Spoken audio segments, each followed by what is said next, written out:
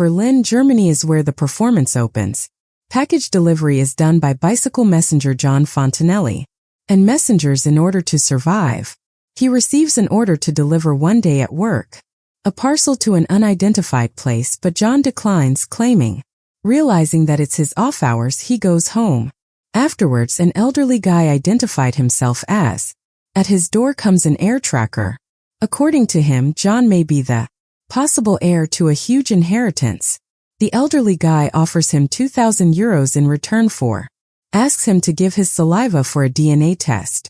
Not to work until his inheritance dispute has been resolved.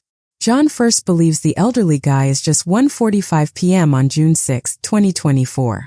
An idiot given that he is an orphan with not having any relatives or family to inherit from.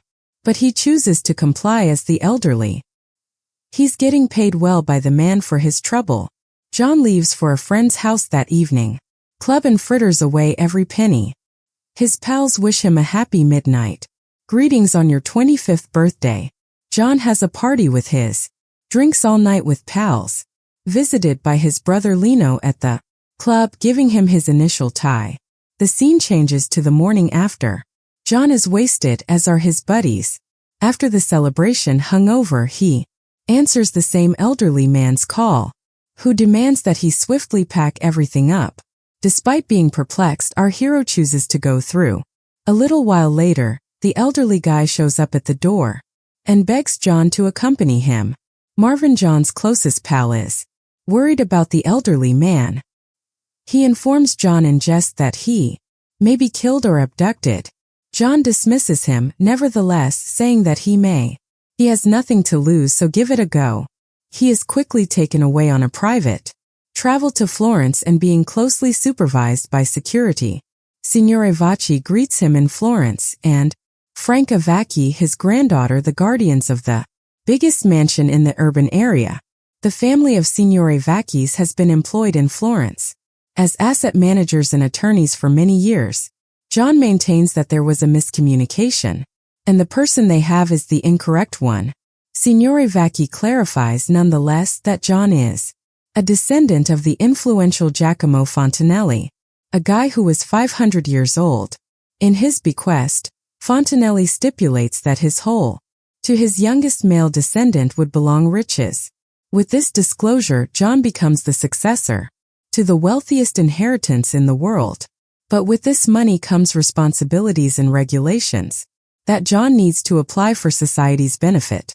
Fontanelli's past is revealed by Signore Vacchi as prediction for around 500 years in the future, imagining a world without hope.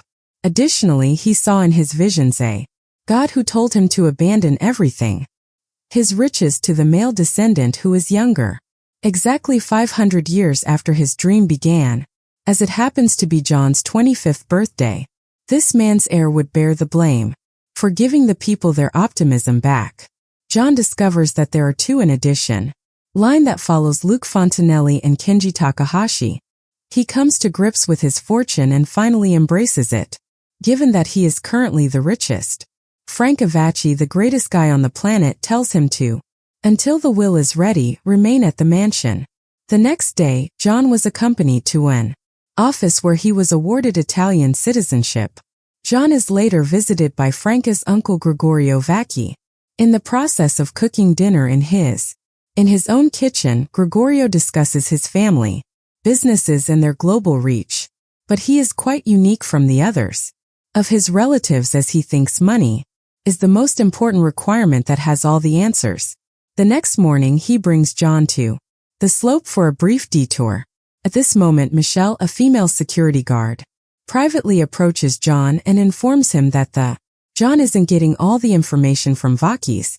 She discloses an incident that happened in the same location that the Vacchis attempted to hide. She demands that John meet her tomorrow at the same location. They quickly head back to the mansion as John stays mute in response to what he just heard. Our hero, curious, leaves early in the morning riding a bike and arrives at the location. He descends the cliff with assistance of a rope and finds a vehicle that has wrecked. Inside he discovers an ID bearing the name Lorenzo Fontanelli. At that moment, Michelle rides her bike into the scene. She says that she is the sister of Lorenzo Fontanelli, the final individual expected to take over the trillion-dollar wealth. She also says that by making a change in her, sadly, she was unable to free her brother from her identity. She thinks this is being done by the Vacchis and that they are attempting to inherit the Fontanellis money. John is taken aback by the revelation and is committed to learning the truth. Then Michelle demands that he give her the names of his heirs following him. John can only recall the Osaka native Kenji Takahashi, who is 3 days his senior. Without warning, Miquela assaults him from the back, giving him a drug injection. John quickly passes out, as Miquela converses by phone with someone verifying that their objective has been reached. She tells them about Kenji Takahashi as well. Miquela has lied about who she is, it comes out, and is genuinely employed by someone who is getting rid of everything, the heirs to take command of the wealth. Later, John awakens in a dilapidated apartment that is utilized by the Miquela's people as a covert base. While shackled to a chair, man looks over his entire physique and face. It appears that they're making an effort to make a fictitious film showing John committing suicide by getting on train tracks. When the film is posted on the social networking site, Miquela hides his face, carrying a bag, and exits the space. John sobs, pleading for her to stay. He hears a bustle just then, close by, and someone shows his face. Then he finds Miquela lying dead in front of him. As it happens, John's security has located him with the use of a position tracker and dispatched most of the enemy's soldiers. Not long later, he is brought back to the mansion in safety. Later on, John becomes irate with Signore Vacchi because employing a lady who was an enemy employee. He accuses him of failing to letting him know about Leonenzo's mishap. John has a private conversation with Signore Vacchi and learns, because the abduction proves those who desire him, dead people, are prepared and able to take action. John, following Vacchi's suggestion, decides he's had enough and give up the inheritance for $10 million. He believes that there is no value in $1 trillion if he isn't around to enjoy it. But following Franca's guidance, John, later on, he has second thoughts. He consents to take up the bequest following her, clarifies that it is his duty to utilize the funds for other people's advantages. Having lived a life devoid of privilege and shifting between foster homes, John is aware of the difficulties of insufficient resources. Frank maintains that there is no superior more qualified than he is to take on this duty. He was able to rescue the lives of millions of people are impoverished. John feels the same way and chooses to take up the inheritance.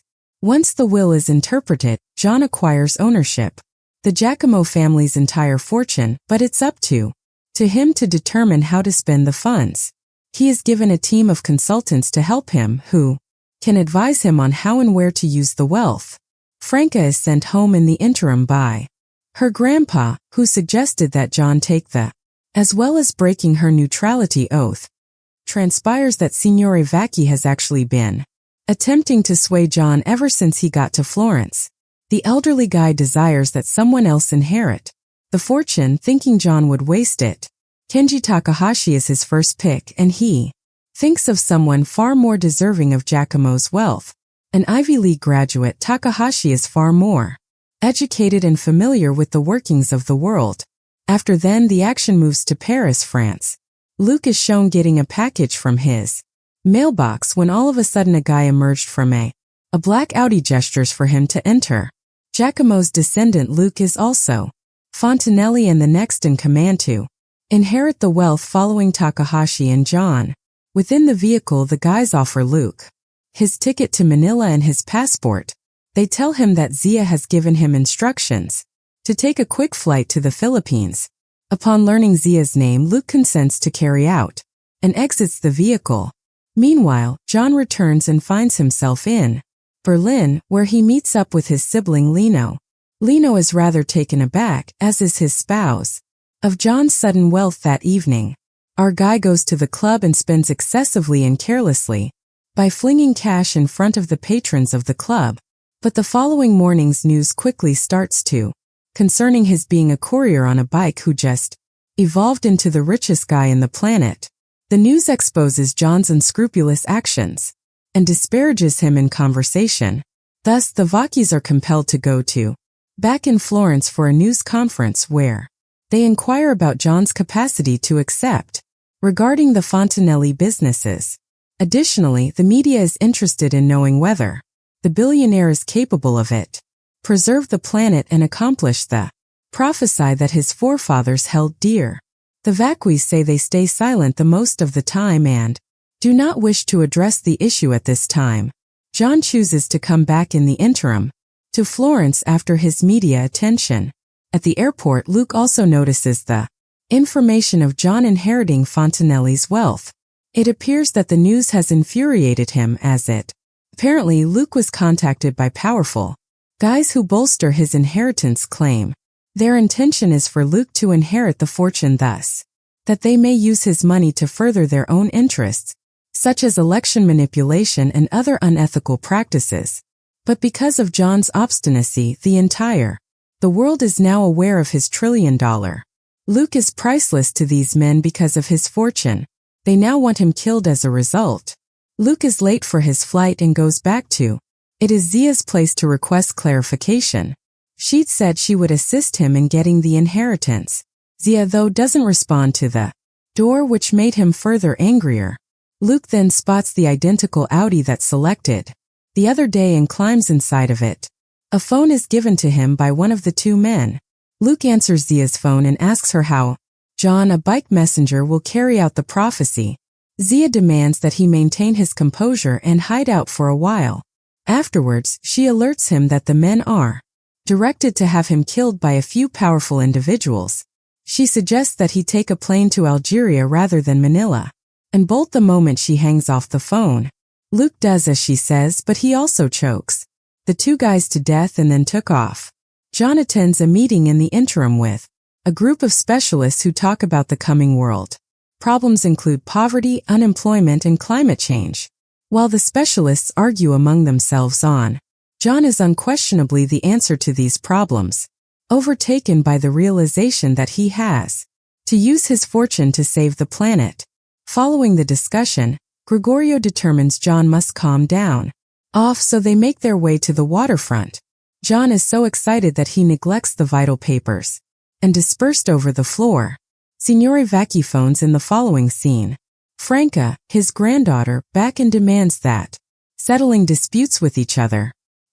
He discloses that he has at last completed perusing her dissertation about the authority, various processes involved in economic transition. Frank, in his opinion, is the only one who can impact John and direct him in the proper direction. But later on, when Signor Eva notices John's strewn documents on the ground, his uncertainty regarding John's skills resurfaces. The elderly guy cautiously takes the documents and going to the vault beneath the ground to keep them secure. But Signore's poor health yields and he experiences a heart attack all of a sudden. Amidst all of this, John and Gregorio are spending 4 days partying by the shore. John subsequently gets letters from an unidentified source. He notices Franca's inside the package dissertation, which has notably demonstrated how the world ought to function. Franca's voiceover informs us that the Vacchis is a legal family that notaries who had supported the aristocracy of Florence in amassing fortune over many years. A vow has also been taken by the Vacchis of neutrality, which means they don't become involved in topics unconnected to them. Frank was raised in the same family. Each has distinct goals. Rather than aiding in the elite's enrichment, her goal is to help people who are in need. Upon discovering Giacomo's inheritance, she perceived a chance to make a noteworthy distinction in the globe. As a result, she created a dissertation describing potential uses for the inheritance for the benefit of everyone. John goes to Signore Vacchi's funeral that afternoon and attempts to speak with Franca. Her granddad mailed her, she finds out, dissertation to John shortly prior to his demise.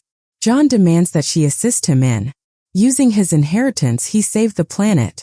As it happens, Frank was aware of this beforehand, so even in the event that John fed the entire planet, It wouldn't essentially alter global problems. The issues were organized and demanded a more thorough strategy. Only making large financial donations to underdeveloped nations would probably only line the coffers of dishonest lawmakers. In order to actually bring about global transformation, John had to take command of the planet, the financial system and the economy. This insight served as the impetus for her activism, hedge fund concept, a well-thought-out and strategic strategy to take over important businesses around the globe.